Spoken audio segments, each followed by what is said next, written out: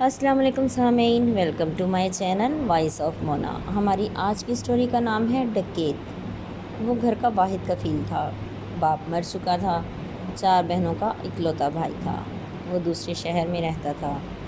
گھر والے یہی سمجھتے تھے کہ وہ دوسرے شہر کام کرتا ہے۔ کسی کو نہیں پتہ تھا کہ ہادی کیا کام کرتا ہے۔ وہ اکثر بول دیتا کہ فیکٹری میں کام کرتا ہوں۔ وہ اچھے خاصے پیسے گھر دیتا تھا۔ پھر اس نے ایک ایک کر کے ساری بہنوں کی شادی کر دی۔ ماں اکثر کہتی، ہادی اب تیری باری ہے۔ وہ انکار کر دیتا کہ مجھے بھی شادی نہیں کرنی۔ ماں چپ کر جاتی۔ وہ نہیں جانتی تھی کیونکہ شادی وہ کیوں نہیں کرنا چاہتا۔ وہ اکثر بہت زیادہ پریشان ہو جاتا لیکن بتاتا نہیں تھا۔ وہ بہنوں کی ساری خواہشیں پوری کرتا تھا۔ وہ بھی اکثر کہتی کہ تم شادی کر لو۔ وہ کہتا کر لوں گا جب اللہ کو منظور ہوگا۔ ایک دن ہادی گھر سے گیا تو سب بہت اداس تھے۔ ماں بے چین تھی۔ پھر ہادی واپس نہیں آیا۔ کافی دن گزر گئے، سب پریشان تھے۔ پھر ایک دن کال آئی کہ ہادی ہسپتال میں ہے۔ ماں بہنیں بھاگی گئیں تو وہ بیڈ پر لیٹا تھا اور زنجیروں سے جکڑا ہوا تھا اور بہت زیادہ پولیس اس کے پاس تھی۔ اس کی ماں نے کہا، ہادی یہ کیا ہے؟ وہ بولا، کچھ نہیں، آپ لوگ گھر جائیں۔ ہادی کی حالت ٹھیک نہیں تھی۔ پھر ان کو پتہ چلا ہادی ڈکیتیاں کرتا تھا۔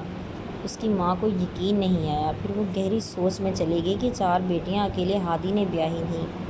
پھر اس نے ہادی کا منہ چوما اور بولی، تم نے ایسا کیوں کیا؟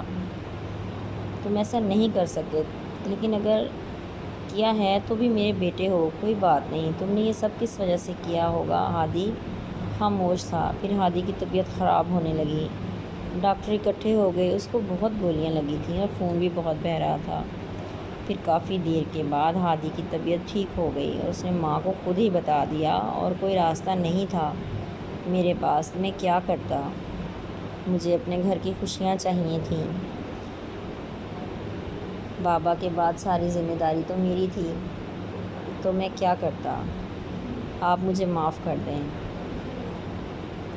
وہ بتا رہا تھا لیکن اس سے صاف پتہ چل رہا تھا کہ اس کا دل بہت دکھی تھا۔ ماں بھی روئے جا رہی تھی اور بہنیں بھی۔